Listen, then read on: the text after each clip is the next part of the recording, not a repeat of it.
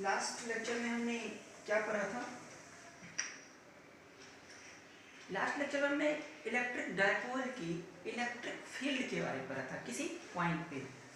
तो electric dipole की electric field हमने पढ़ा, पोटेंशियल पढ़ा, फिर उसको यूनिफॉर्म इलेक्ट्रिक फील्ड में रखा तो उस पर टॉर्क लगा P क्रॉस E। अब उसी केस में अगर देखा जाए कि when an electric dipole is placed in a uniform electric field, then what happens? In this case we can say that electric field में जब रखते हैं तो फोर्स तो लगा ना उस दोनों चार्ज पे। फोर्स एक लगे थे इधर, दूसरे लगे थे इधर, तो नेट फोर्स कितना होगा? तो force on an electric dipole in an electric field,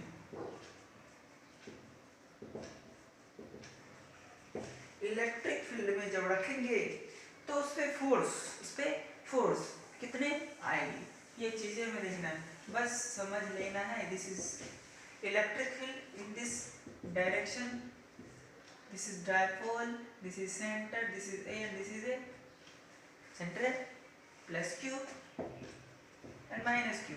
In this force is in this direction and at this charge force is in this direction. ठीक है, तो दोनों चार्ज पे F1 F2 फोर्स लगे कि नहीं लगे, बट दोनों क्या अपोजिट डायरेक्शन में, दोनों क्या अपोजिट डायरेक्शन में, तो नेट फोर्स क्या होगी इस लेवल पे? दिस नेट फोर्स जीरो, जितनी फोर्स इस डायरेक्शन में लगे उतनी ही फोर्स इस डायरेक्शन में लगी, तो नेट फोर्स क्या हो गई? जीरो हो गई। F net F1 plus F2 दोनों को ऐड करें, ठीक, तो F1 is what? QE, F2 is what? F2 के डायरेक्शन तो अपोजिट है ना, F2 की डायरेक्शन अपोजिट है, इसीलिए माइनस QE हो जाएगा। F2 की डायरेक्शन अपोजिट है, वेक्टर क्वांटिटी होती है, तो नेट ऐड हो जाएगा। तो वेक्टर हम लगा लेंगे यहाँ पे, वेक्टर जब लगाएंगे तो माइनस QE, ये हो जाएगा जीरो, ठीक, ये डायरेक्शन अपोजिट था F2 का, इसलिए QE के बदले माइनस QE लिखना है। तो ये चीजें हैं, तो नेट फोर्स जीरो हो गई। तो याद रखना है कि इलेक्ट्रिक डायपोल पे नेट फोर्स जीरो होता है, हाउएवर वो रोटेट करते हैं टॉर्क के कारण। अब बात यह है कि कब रोटेट करेगा और कब रोटेट नहीं करेगा, तो उसे कहते हैं equilibrium of dipole, equilibrium of dipole. तो अब यहाँ पे हम चले इक्विलिब्रियम के बारे में।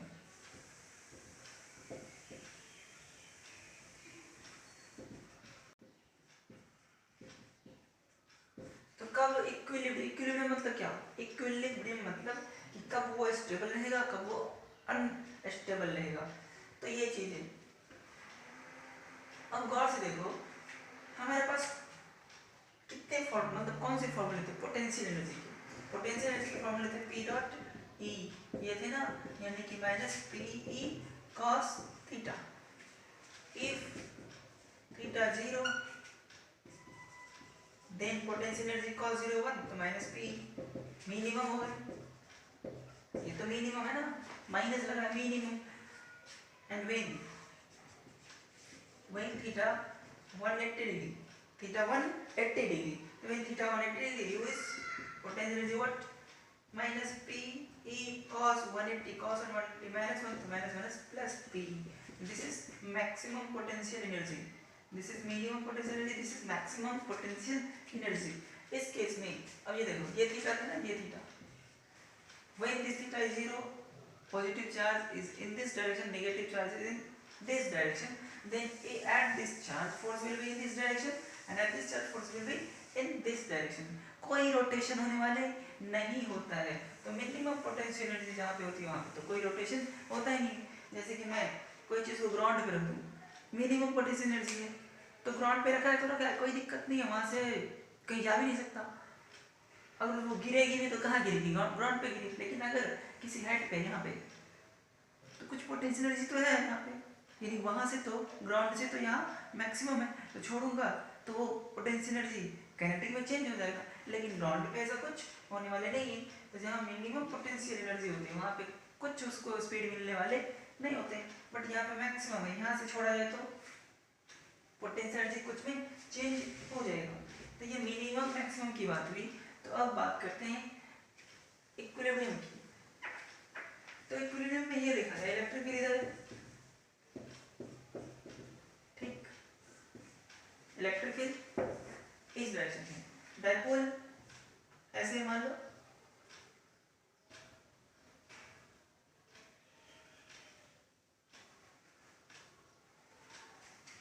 ऐसे फर्स्ट केस में माइनस क्यू प्लस क्यू।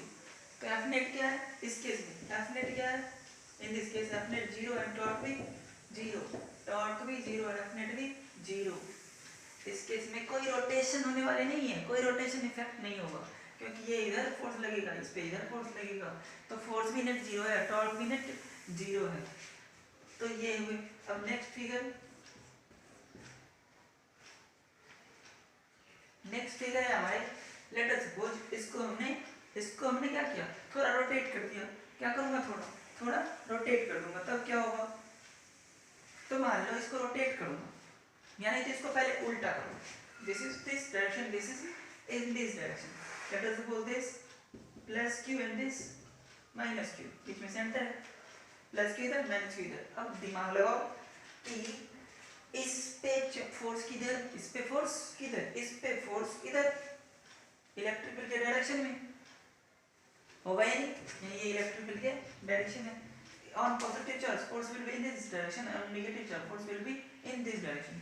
तो दोनों फोर्स तो एक ही लाइन में है, एक ही लाइन में है, तो कोई फोर्स का टॉर्क के लिए तो फोर्स का पॉइंट से, यानी कि जिस पॉइंट के अबाउट रोटेट करना है, कुछ परपेंडिकुलर डिस्टेंस होना चाहिए।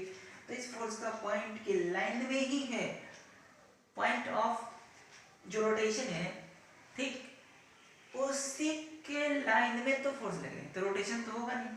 तो इसके फोर्स इधर, इसके फोर्स इधर और इसके फोर्स इधर, नेट फोर्स जीरो और टॉर्क भी जीरो। तो इस केस में भी क्या होगा, force net zero and torque भी जीरो, फोर्स भी जीरो और टॉर्क भी जीरो, ठीक। तो ऐसे ऐसे केसेस में फोर्स जीरो भी हो रहे हैं हमारे और टॉर्क भी हमारे जीरो है। अब मान लो let us suppose next case, थोड़ा हटा देता हूँ इक्विलिब्रियम से, तो let us suppose this is electric field and this is dipole, minus q plus q, minus q plus q, ये डायपोल है, कुछ एंगल से रोटेट करा हमने, ठीक। तो देखा जाए हमने रोटेट करा, तो अब देखो इस पहले ऐसे थे, ये वाली फिगर को हमने थोड़ा ऐसे रोटेट कर दिया, तो इस पे फोर्स क्या लगेगी इधर, इस पे फोर्स क्या लगेगी इधर। तो जैसे हम रोटेट किया इधर, रोटेट करके छोड़ दूंगा तो फिर से ऐसे हो जाएगा, रोटेट करके जैसे ही छोड़ूंगा, as we remove force, external force, तो इलेक्ट्रिक फील्ड इसको रीस्टोर कर देगा, तो यहाँ पर रीस्टोरिंग टॉर्क लगेगा। हमने एक्सटर्नल फोर्स से इसको तो थोड़ा रोटेट करवा दिया, बट इलेक्ट्रिक फील्ड उसको क्या कर देगा, इस पे फोर्स लगाएगा इधर, इस पे इधर, तो फिर ये ऐसे झुक जाएगी। तो यहाँ पे रीस्टोरिंग टॉर्क लग रहे हैं, रीस्टोरिंग टॉर्क अप्लाइज, यहाँ पे रीस्टोरिंग टॉर्क लग रहे हैं। फिर भी यहाँ पे मतलब नेट फोर्स जीरो है, लेकिन रीस्टोरिंग टॉर्क लग रही है। अब मान लो let us suppose next figure is this,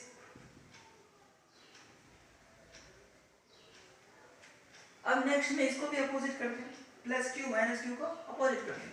जैसे कि अब इस फिगर के लिए इसको थोड़ा रोटेट करो, इसको थोड़ा, माइनस क्यू इधर है ना, ऐसे करो, माइनस क्यू इधर है, इसको थोड़ा रोटेट करो, फिर देखो क्या होता है। तो ये माइनस क्यू और ये प्लस क्यू, अब देखो क्या होता है, वही this is rotated, this is electric field direction.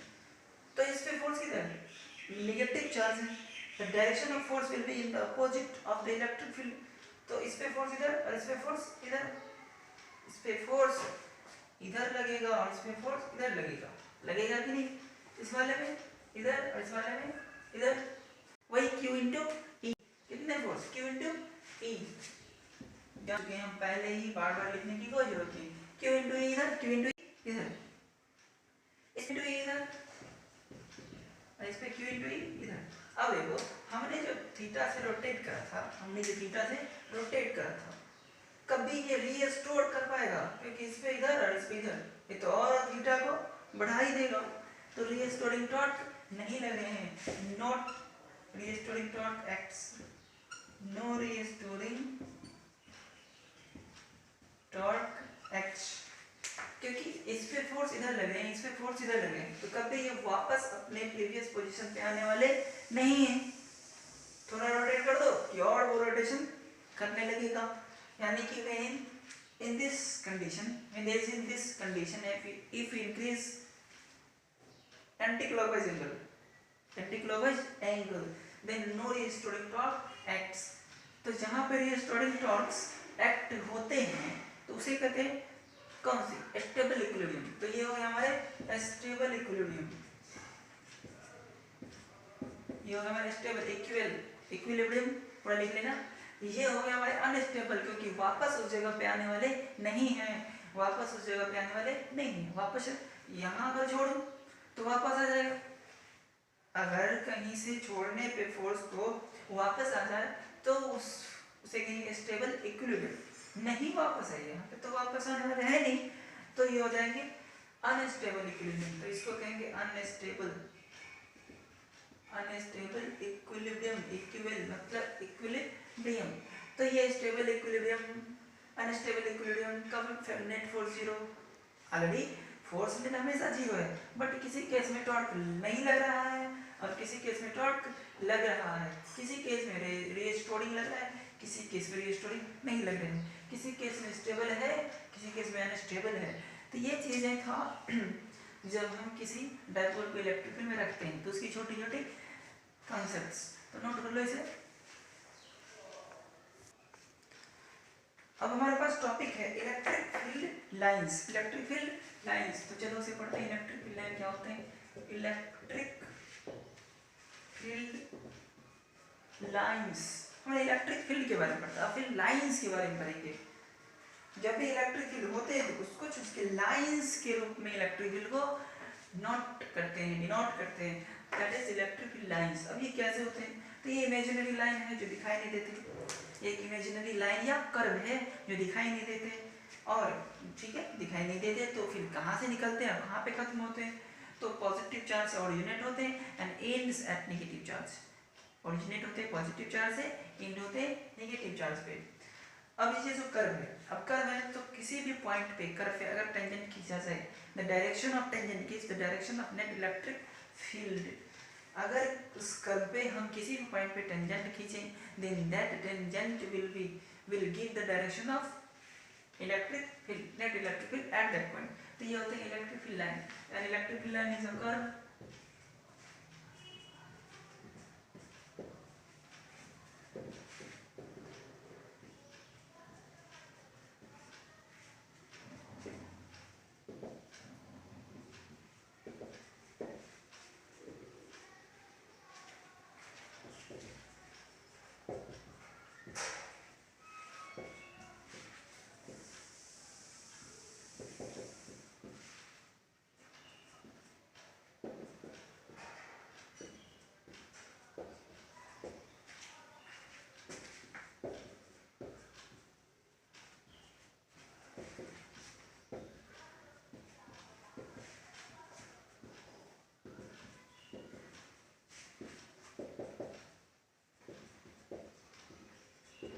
तो हमने लिख रखा है कर्व होते हैं और इसके किसी पॉइंट पे टेंजेंट खींचे तो नेट इलेक्ट्रिक फील्ड के डायरेक्शन देते हैं, net electric field at that point.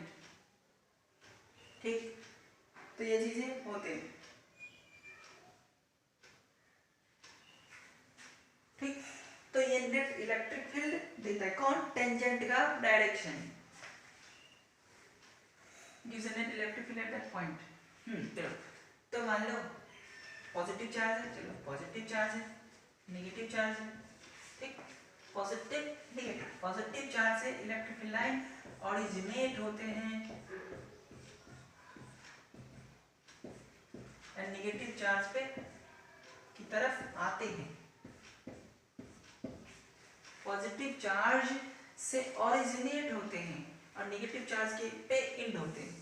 तो मान लो ये हटके कहीं कहीं और नेगेटिव चार्ज रखा हुआ है, तो नेगेटिव चार्ज पर कहीं से फील्ड लाइन आता है, आ रहा है ना, और पॉजिटिव चार्ज से निकलता है फील्ड लाइन। तो ये चीजें होती है, ठीक। चलो ये ठीक है, ये तो समझ गया। अगर मान लो यहाँ पे कह सकते हैं Q ग्रेटर देन 0 और यहाँ पे कह सकते हैं Q less than 0, charge less than 0 it means negative, charge greater than 0 it means positive. तो प्लस Q माइनस Q में मैंने लिख दिया है। अगर ऐसा ना लिखे Q less than 0 Q greater than 0 ऐसे करके गए तो भी समझ जाना है। अब बात ये है कि हमने ये भी तो कहा ना, अगर दोनों को अगल बगल में रख दें तो क्या होगा, अगर दोनों को अगल बगल में रख दें तो यहाँ से इलेक्ट्रिक फील्ड लाइन निकलेगी और यहाँ पे खत्म होगी, यहाँ से निकलेगी यहाँ पे खत्म होगी।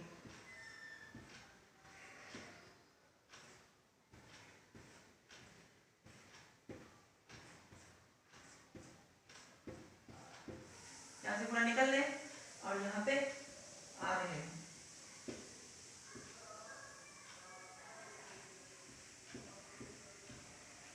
यहाँ से जितने भी फील्ड लाइन निकल रहे हैं वो सारे यहाँ पे आके खत्म हो रहे हैं। कुछ को हमने कनेक्टेड करा है, कुछ को लंबे रास्ते से घूम के जाएगा, इस वजह से घूम के जाएगा, तो बीच में हमने नहीं खींचा, लेकिन सारे के सारे फील्ड लाइन इस पे आके खत्म हो रहे हैं। बातें ये है, तो ये मतलब इसकी, ठीक है। अगर मान लो ऐसे भी तो हो सकता है, दोनों पॉजिटिव या दोनों नेगेटिव को रख दें एक साथ, ये पॉजिटिव नेगेटिव था तो एक से तो निकला, दूसरे पे खत्म हुआ नहीं।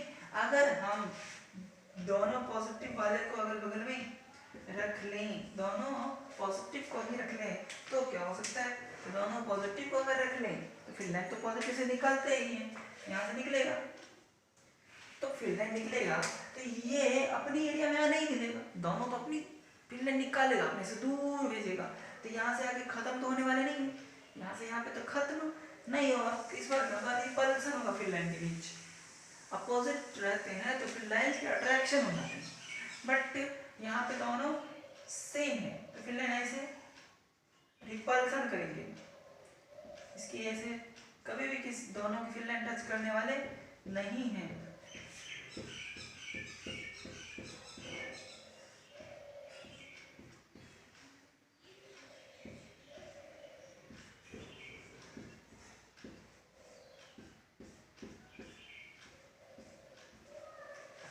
किसी की फील्ड लाइन आपस में टच नहीं करेंगे, दोनों फील्ड लाइन रिपेल हो रहे हैं, इसकी ऐसे जा रहे हैं, इसकी ऐसे जा रहे हैं, इसकी ऐसे जा रहे हैं, बगल से निकल रहे हैं, टच नहीं करेगा फील्ड लाइन। तो ये चीजें होती है, जब सेम हो तो इसकी फील्ड लाइन कभी ज्वाइन नहीं करेगा, दोनों एक दूसरे को रिपेल करेंगे। तो पहले इसे नोट कर लो। चलो तो हम अब इलेक्ट्रिक फील्ड लाइंस के बारे में जाने, तो इसकी कुछ प्रॉपर्टी को भी समझ लें। तो प्रॉपर्टी क्या होते हैं वो समझ लेते हैं। तो field line starts from positive charge, हम जानते हैं, ends on negative charge. If there is single charge, सिर्फ एक ही चार्ज हो, यहाँ पे लगा दो सिंगल चार्ज, दे में कौन, तो फील्ड लाइन, तो दे में स्टार्ट्स और एंड एट इंफिनिटी, या तो स्टार्ट हो सकते हैं एंड पे या तो खत्म हो सकते हैं एंड पे, कहीं पे भी स्टार्ट या एंड हो सकते हैं, क्योंकि एक ही चार्ज है, एक जगह से स्टार्ट होगा तो दूसरी जगह तो एंड होना है, तो वो दूसरा पॉइंट कहाँ पे होगा, इनफाइनाइट पे, या तो इनफाइनाइट पे स्टार्ट होगा या तो इनफाइनाइट पे एंड होगा। तो वो चीजें थी ना, ठीक है, कौन से केस में कहाँ पे स्टार्ट होगा और कहाँ पे एंड होगा। तो फॉर सिंगल पॉजिटिव चार्ज से तो स्टार्ट होते हैं और नेगेटिव चार्ज है नहीं बगल में, then it means ends at infinity, and for single negative charge में तो एंड हो जाएगा, बट स्टार्ट कहाँ पे हुआ था, तो कहीं ना कहीं तो हुआ होगा ना, तब तो एंड हो रहे, तब उस केस में स्टार्ट हुआ था इन्फिनिटी पे, तब आके बैठ गया था कहाँ पे, माइनस क्यू पे, तो कहीं कहीं स्टार्ट हुआ होगा, तो कहाँ पे इन्फिनिटी पे स्टार्ट हुआ होगा। सिंगल जब चार्ज हो तो स्टार्ट या एंड कहाँ पे होते हैं, इन्फिनिटी पे होते हैं, ये चीज़ याद रखना है। तो in charge free region it means charge अगल बगल में है ही नहीं। Electric line can be taken to be continuous curve, यानी इलेक्ट्रिक लाइन को विदाउट एनी ब्रेक आराम से सीधा मतलब कर्व खींचा जाएगा, कोई वहाँ पे उसको डिस्टर्ब उस फील्ड लाइन को नहीं होगा विदाउट ब्रेक। अगर अगल बगल में चार्ज नहीं है तो वो खींचे जाएंगे, क्योंकि अगर अगल बगल में चार्ज हो तो उसका भी फील्ड लाइन होगा, तो दोनों फील्ड लाइन अट्रैक्शन यानी रिपल्सन हो जाएगी। इसीलिए कहते हैं कि कंटिन्यूस ब्रेक होते हैं, कंटिन्यूस कर्व खींच दिए जाते हैं, यहाँ पे कोई भी अदर चार्ज का मतलब डिस्टर्बेंस नहीं होगा। तो two field line never cross each other, दो फील्ड लाइन एक दूसरे को क्रॉस नहीं करेगा, क्रॉस नहीं कर सकता, क्योंकि अगर क्रॉस करेगा, लेट अस सपोज ये दोनों है, क्रॉस करेगा तो एक टेंजेंट इधर और एक टेंजेंट इधर क्रॉस करेगा तो टू टेंजेंट खींचेंगे, टू टेंजेंट खींचेंगे तो एक इधर और एक इधर, यानी कि इलेक्ट्रिक फील्ड का नेट इलेक्ट्रिक फील्ड का डायरेक्शन एक ही पॉइंट पे दो है, एक ही पॉइंट पे दो है, नहीं नेट इलेक्ट्रिक फील्ड एक ही पॉइंट पे दो है ना, ये तो असंभव है, ये तो असंभव है, ये तो हो नहीं सकता। तो इसीलिए दो field line never cross each other, कभी क्रॉस नहीं करते, because if they do so, अगर वो ऐसा करता है, then the point of intersection, at इस पॉइंट ऑफ इंटरसेक्शन पे, वहां पे जो पॉइंट है यानी कि ये P पॉइंट पे दो इलेक्ट्रिक फील्ड का डायरेक्शन आ रहा है, और एक ही पॉइंट पे दो डायरेक्शन कैसे हो सकता है, नहीं हो सकता। There will be two direction of net field at that point which is impossible, ये हो नहीं सकता।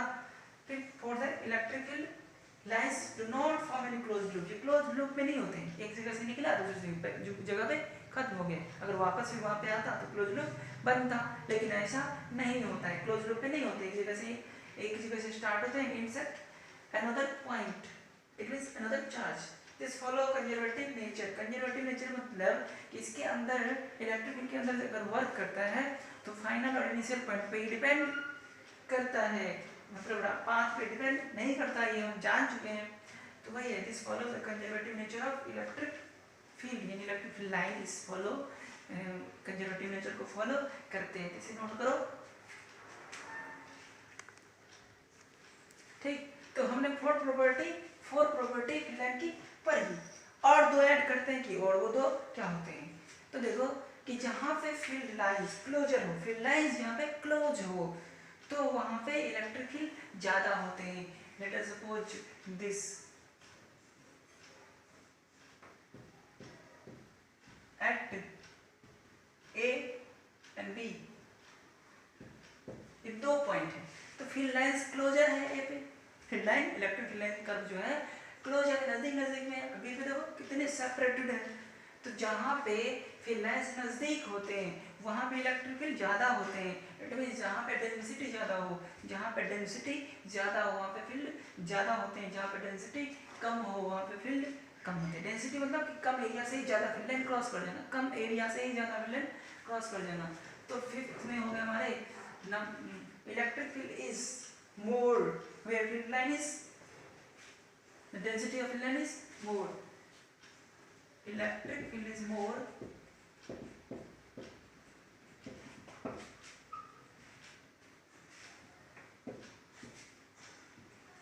where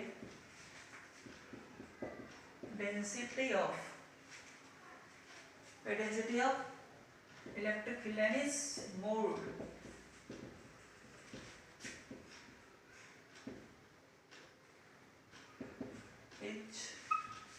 मोर।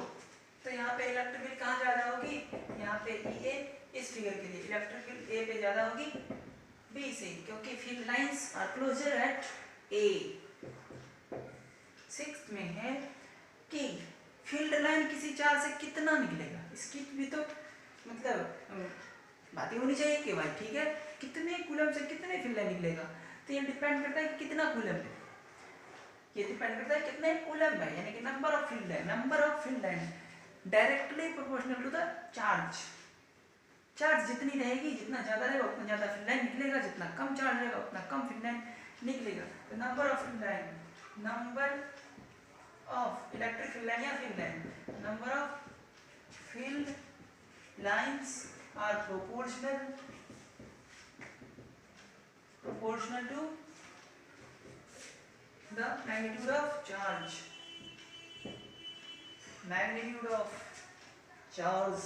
ठीक। the number of field line is directly proportional to the magnitude of charge q। ऐसे भी कर सकते हैं Q directly to N, N directly to Q, तो Q डायरेक्टली टू N, ये भी हो सकता है। ठीक, Q डायरेक्टली टू N, ये भी कह सकते हैं। तो ये चीजें हैं, जितनी ज्यादा चार्ज होगी उतनी ज्यादा फिल लाइन निकलेगी। ठीक, तो इसे रब करें और इससे रिलेटेड एग्जांपल, ये तो समझ गए भाई, जहाँ पे लाइंस नजदीक दिखे ना वहाँ पे फिल ज्यादा होगी, यहाँ पे दूर दूर पे दिखे लाइंस स्पेस ज्यादा होगी तो वहाँ पे फिल कम होगी।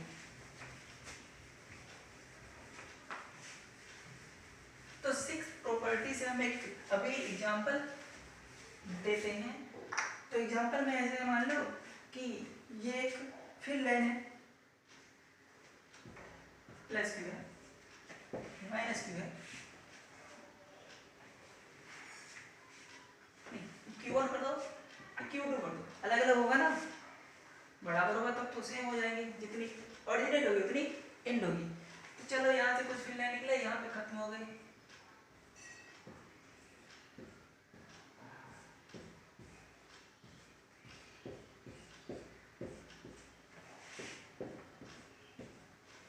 यहाँ पे खत्म हो रहे, यहाँ पे एंड हो रहे। मैंने फिल लाइंस अलग अलग खींचा है, मैंने फिल लाइंस अलग अलग खींचा है। अब बात ये है कि ये अगर Q1 है अगर 2 कूलम तो Q2 कितने हैं, ये चीजें नंबर ऑफ फिल लाइन हम खींचते हैं कि किस पे कितना है, गिनती कर लेना है, count the number of field line on each and every charges and then here Q1 solution में क्या होगा, Q1 दे दिया और Q2 पूछ रहा हूँ, कोई भी एक चार्ज पूछ लूंगा, यानी तो चार्ज दूंगा तो किसी भी एक चार्ज पे नंबर ऑफ फिल लाइन पूछ लूंगा नहीं।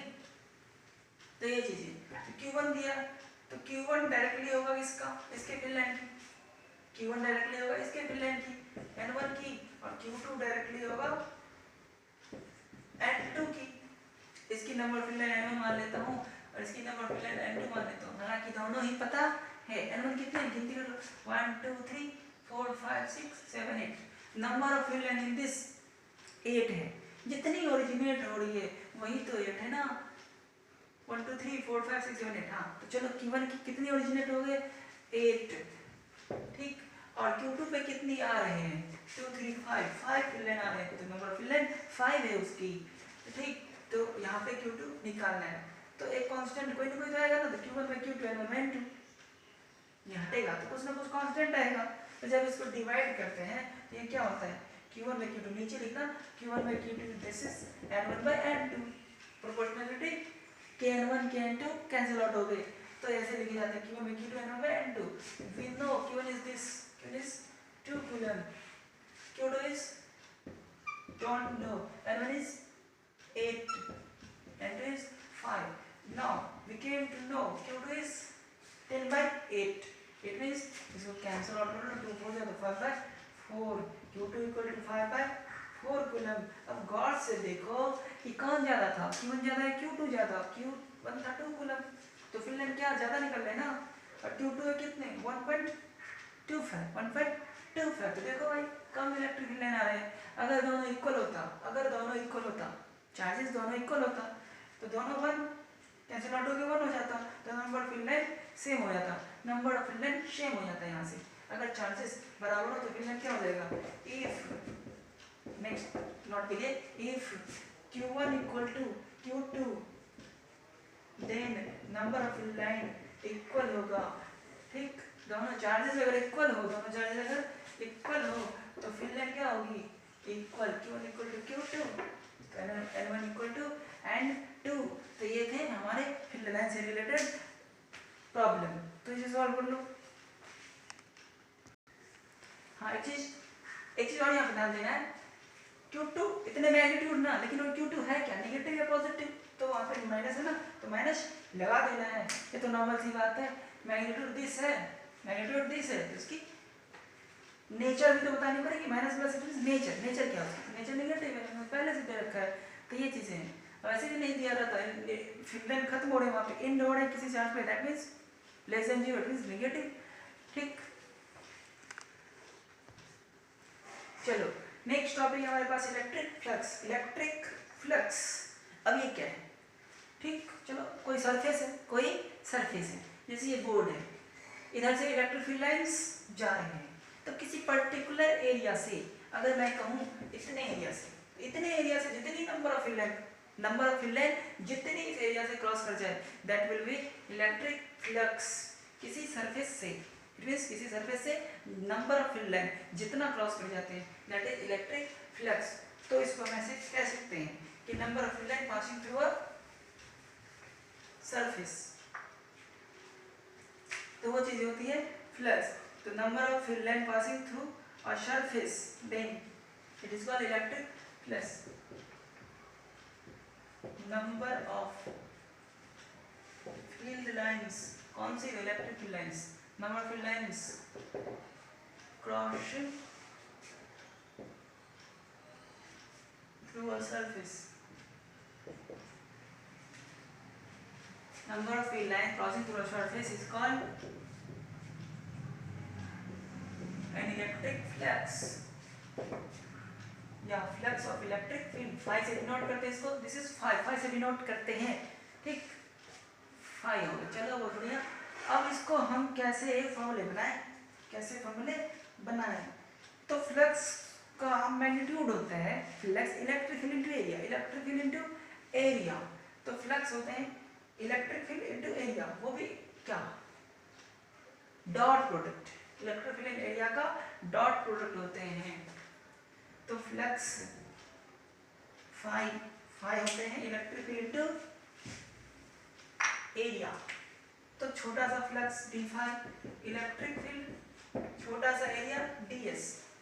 ये फ्लक्स को हम डिफाइन करते हैं ऐसे। फ्लक्स स्केलर क्वांटिटी होते हैं because there is dot product of two vectors electric field and area. इलेक्ट्रिक फील्ड एंड एरिया का डॉट प्रोडक्ट फ्लक्स होता है। ये स्मॉल एरिया है, कोई सरफेस एकदम छोटे से एरिया में से जो लाइंस क्रॉस करेंगे तो होगा फ्लक्स, और उसी को इंटीग्रेट कर देंगे टोटल फ्लक्स हो जाएगी। अगर हम इसको टोटल फ्लक्स निकालना चाहते हैं तो इंटीग्रेट कर देंगे, इसमें क्या है E डॉट ds, ठीक।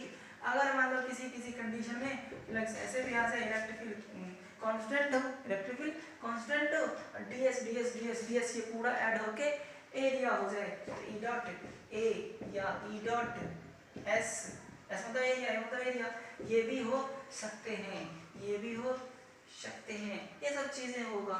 तो बेसिकली मीनिंग छोटे से फ्लक्स छोटे से एरिया का, अगर पूरा फ्लक्स निकाल लो, ये एरिया वेरिएबल है, यानी कि कंटिन्यूअस सरफेस नहीं है, कोई स्फीयर है उल्टा पुल्टा टाइप का, इरेगुलर बॉडी, जैसे कि कोई स्फीयर है तो इरेगुलर है, उसका एरिया तो नहीं आता है, इंटीग्रेट करेंगे तो मुझे पता है 4πr² होगा, तो हम क्यों ना ये वाला यूज कर लेंगे। तो वैसे कंडीशन के लिए ये वाला यूज होगा। नहीं, अगर जहाँ पे इंटीग्रेशन करने की जरूरत पड़ेगी, उल्टे पुल्टे सरफेस हो, तो ये E डॉट ds होगी, स्मॉल एरिया के साथ उसका डॉट प्रोडक्ट इलेक्ट्रिक फील्ड के साथ निकाल देंगे। जैसे कि है ना ये वाली, जैसे कोई सरफेस है, छोटा सा एरिया क्या है ds, छोटे से एरिया ds है, तो इलेक्ट्रिक फील्ड कहाँ जा रहे हैं, मान लो इलेक्ट्रिक फील्ड इधर जा रहे हैं, इलेक्ट्रिक फील्ड ऐसे क्रॉस कर रहे हैं, तो इलेक्ट्रिक फील्ड और एरिया का डॉट प्रोडक्ट हो जाएगा। मान लो ये एरिया मैंने इधर लिया है, तो दोनों के बीच के अंदर कुछ थीटा तो होगा ना, तो यहाँ पे ये भी तो लिख सकते हैं E डॉट ds मतलब E ds cos theta, E ds cos theta, वो तो नॉर्मल है ना, डॉट प्रोडक्ट का वो होता है AB cos थीटा। तो ये करेंगे तो बढ़िया है, तो इस तरीके से होगा, समझ में आइए। तो थीटा इज एंगल बिटवीन, इसको हम ऐसे लिख लेंगे, तो ये भी हो सकता है ES cos थीटा या EA cos थीटा, नहीं, theta is angle between electric field and area.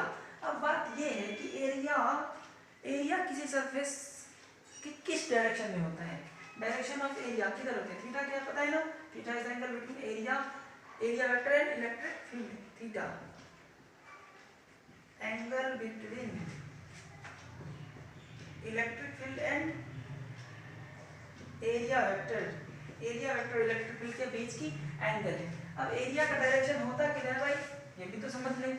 तो एरिया का डायरेक्शन होता है किसी सरफेस पे परपेंडिकुलर खींच लो, direction of area vector is in the perpendicular direction on the surface, कोई भी सरफेस उस पर एरिया निकालना है। मान लो इस बोर्ड की एरिया वेक्टर निकालना है, तो इस बोर्ड पे आउटवर्ड परपेंडिकुलर खींच लो, आउटवर्ड परपेंडिकुलर खींच लो बाहर की तरफ, अंदर नहीं खींचना। जैसे कि कोई स्फीयर है ना, तो स्फीयर परपेंडिकुलर तो इधर भी हो सकते हैं और परपेंडिकुलर बाहर भी हो सकते हैं, दोनों ही डायरेक्शन में परपेंडिकुलर हो सकते हैं।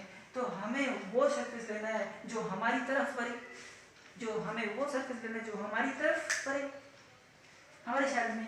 तो स्फीयर की रेडियली आउटवर्ड होगी, यानी सरफेस पे परपेंडिकुलर खींचना है आउटवर्ड, तो वो होती है एरिया वेक्टर। ठीक है, सही है। ये नहीं होगा, ये नहीं होते एरिया वेक्टर, ये नहीं होते, ये एरिया वेक्टर बाहर की तरफ वाली होती है, सरफेस पे परपेंडिकुलर। ठीक, तो direction of area vector is perpendicular, the direction of area vector in A is perpendicular to the surface and outward, बाहर की तरफ सरफेस पे परपेंडिकुलर होगा एंड आउटवर्ड होगा बाहर की तरफ। तो इस तरीके से हमारा एरिया वेक्टर आ जाएगा। डीएस भी वैसे ही होगा, वो भी तो एरिया ही है, एस और ए दोनों ही एरिया के लिए यूज करे जा रहे हैं, तो इसे नोट कर लो। तो अभी हमने कुछ जाना किसके बारे में, फ्लक्स के बारे में। जो फॉर्मूले थे ई डॉट डी एस, ऐसे थे ना, ई डॉट डी एस। हाँ, अगर क्लोज्ड सरफेस की बात हो, तो वहाँ पे जो हम फ्लक्स निकालते हैं ना टोटल, अभी हमने लिखा था ई डॉट डी एस और उसको इंटीग्रेट करा था, तो क्लोज्ड सरफेस के लिए यहाँ पे सर्कल लगा देते हैं। क्लोज्ड सरफेस ये है फ्लक्स थ्रू क्लोज्ड सरफेस। ये क्या है, flux through a closed surface, बंद सरफेस से फ्लक्स है। ये इंटीग्रेशन का ये दिखाता है कि फ्लक्स क्लोज्ड सरफेस से, यानी ये इंटीग्रेशन के सिंबल होते हैं किसके लिए, सरफेस इंटीग्रल है ये क्लोज्ड सरफेस के लिए, इंटीग्रल फॉर क्लोज्ड सरफेस। ये किसके लिए, ये इंटीग्रल है ये किसके लिए, तो फॉर क्लोज्ड सरफेस के लिए। ठीक, क्लोज्ड सरफेस का इंटीग्रेशन करते हैं तो ऐसे होता है, यानी क्लोज्ड इंटीग्रल, इसको क्लोज्ड सरफेस इंटीग्रल भी कहते हैं।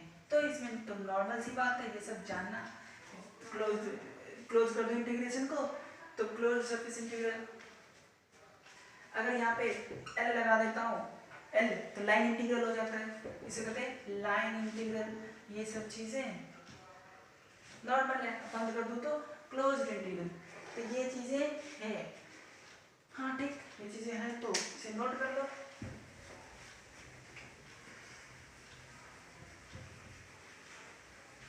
अब देखते हैं कि इलेक्ट्रिक फील्ड, अब नॉर्मल बात करें, ऐसी सरफेस मान लेते हैं जिसकी एरिया हमें रेक्टेंगल हो या स्क्वायर हो, ऐसे कुछ हो, तो उस केसेस में हम नॉर्मली डॉट ए यूज कर लेंगे। ठीक है, उसकी एरिया तो पता होते हैं।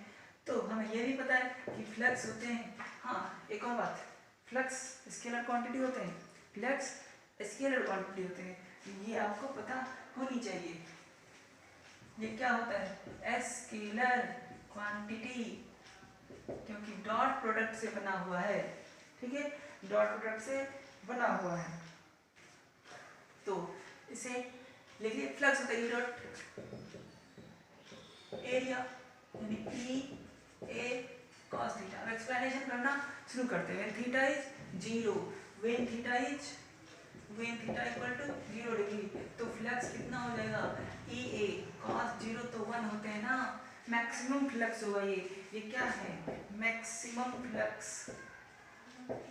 अब देखो, मैक्सिमम फ्लक्स मतलब ज्यादा से ज्यादा नंबर ऑफ फील्ड लाइन अब क्रॉस करेगी, नंबर ऑफ फील्ड लाइन को क्रॉस करने की ज्यादा से ज्यादा चांस होगी। कब, जब ये थीटा 0 हो, यानी इलेक्ट्रिक फील्ड और एरिया के बीच के एंगल क्या हो, 0 हो। इलेक्ट्रिक फील्ड और एरिया के बीच के एंगल अगर 0 हो तो नंबर ऑफ फील्ड लाइन ज्यादा से ज्यादा क्रॉस करेगी, तब तो हो रहा है ना मैक्सिमम फ्लक्स। मैक्सिमम फ्लक्स होने की मीनिंग यही है कि भाई आपकी नंबर ऑफ फील्ड लाइन बहुत क्रॉस कर रही है, ज्यादा क्रॉस कर रही है, तो वो होता है। समझ में आए? हाँ चलो, तो इसकी इसकी मीनिंग समझे। मान लो कोई एरिया ये है, कोई सरफेस ऐसा है, कोई सरफेस है ऐसे, इलेक्ट्रिक फील्ड लाइन ऐसे क्रॉस कर रही है, ठीक, इलेक्ट्रिक फील्ड लाइन ऐसे क्रॉस कर रही है, यूनिफॉर्म इलेक्ट्रिक फील्ड है, पैरेलल पैरेलल मतलब यूनिफॉर्म इलेक्ट्रिक फील्ड। अब इसकी एरिया किधर है, अब इसकी एरिया इधर ही है, एरिया वेक्टर भी इधर ही है, इस पे परपेंडिकुलर खींचूंगा, ऐसे कोई सरफेस है उस पे परपेंडिकुलर खींचूंगा तो इधर होगा, तो इलेक्ट्रिक फील्ड और एरिया दोनों एक ही डायरेक्शन में है, तब तो थीटा जीरो ले रहा हूँ ना, इलेक्ट्रिक फील्ड एंड एरिया दोनों एक ही डायरेक्शन में है, तब तो थीटा क्या ले रहा हूँ, जीरो ले रहा हूँ। ये किसके लिए है, थीटा जीरो के लिए, थीटा 0 डिग्री के लिए। तो ऐसे ऐसे केसेस में field line, number field line ज़्यादा से ज़्यादा क्रॉस करेगा, मैक्सिमम ज़्यादा से ज़्यादा क्रॉस करेगा। तो ये चीज़ें हैं। अब थोड़ा घुमा देता हूँ, 90 कर देता हूँ, थीटा 90 डिग्री, यानी कि सरफेस अब कैसी टाइप की बन जाएगी, कुछ ऐसे टाइप की। एरिया तो ऊपर चले गए, एरिया ऊपर चले गया, फील्ड लाइन ऐसे जा रही, यानी कि पहले जो बात थी मान लो ऐसे थे, ये सरफेस थे, तो इसकी एरिया किधर थी, इधर, अब फील्ड लाइन इधर से क्रॉस कर रहे थे, एरिया भी इधर, फील्ड लाइन भी इधर से जा रहे थे। अब इसको ऐसे कर दिया सरफेस को, अब फील्ड लाइन ऐसे ही है, फील्ड लाइन इधर ही है, और सरफेस की एरिया हो गई ऊपर, तो एरिया ऊपर, फील्ड लाइन इधर, फील्ड लाइन जैसे था वैसे ही है, इसको घुमा दिया, यानी पहले ऐसे था तो ऐसे कर दिया, तो एरिया चली गई ऊपर, क्योंकि सरफेस इसका ऊपर है ना, तो ऊपर की तरफ चला जाएगा, तो एरिया ऊपर, इलेक्ट्रिक फील्ड लाइन तो अभी भी इधर ही है, तो यहाँ पे थीटा क्या हो गई, 90 हो गई। तो फ्लक्स क्या होगा, ई ए कॉस 90 डिग्री मतलब 0। इस केस में number of field line surface से 0 क्रॉस करेगी, कहेंगे कि फ्लक्स 0 है, कोई फील्ड लाइन क्रॉस करने वाले सरफेस की एरिया से नहीं है, क्योंकि आपने तो उसको घुमा दिया, तो एरिया तो बचा ही नहीं, इलेक्ट्रिक फील्ड के लाइन में एरिया तो बचा ही, एरिया तो कहीं और चला गया, सरफेस रहेगा उस डायरेक्शन में, तब ना कुछ फील्ड लाइन क्रॉस करेगा, तो वो तो रहा नहीं, तो 90 में कोई फील्ड लाइन क्रॉस नहीं करते। चलो बीच के कोई एंगल ले लो, बीच के कोई एंगल मान लो